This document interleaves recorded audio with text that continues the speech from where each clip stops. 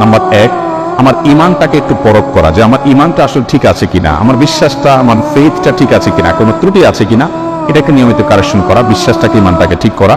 Number 2, ভালো কাজ দিয়ে গোটা জীবনকে সাজাবার চেষ্টা করা, যে আমার প্রতিটি কাজ হয় ভালো নয় মন্দ, হয় নেকামল হিসাবে গণ্য হবে না বদামল হিসাবে গণ্য হবে। মিজানের পাল্লাতে 2টা অপশন আছে, থার্ড কোনো অপশন নাই। আমি যেটাই করি না কেন আমার প্রতিটি মুহূর্ত হয় আমার ভালো কাজে গণ্য হবে আর না মন্দ কাজে গণ্য হবে।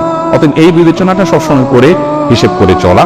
নাম্বার 3, সবসময় তওবা করতে থাকা। আমরা মানুষ ভুল হতেই পারে, অতএব প্রতিনিয়ত তওবা করে করে কারেকশন করে নতুন করে পথ চলা শুরু করা। নাম্বার 4, মৃত্যুর স্মরণটা বেশি বেশি করে করা। যত বেশি মৃত্যুর স্মরণ, মৃত্যু নিয়ে ভাবতে পারবো, বিশেষ করে কবরস্থানে যাওয়া। মাঝে মধ্যে কোনো মানুষ মারা যায়নি, তারপর আপনি কবরস্থানে চলে গেলেন আত্মীয়স্বজনের কবর জিয়ারত করার জন্য, কিছুক্ষণ দাঁড়ালেন, তাদেরকে সালাম বিনিময় করলেন, আপনার ভিতরে ভাবোদয় হবে যে আমাকে একদিন আসতে হবে এই জায়গাটাতে।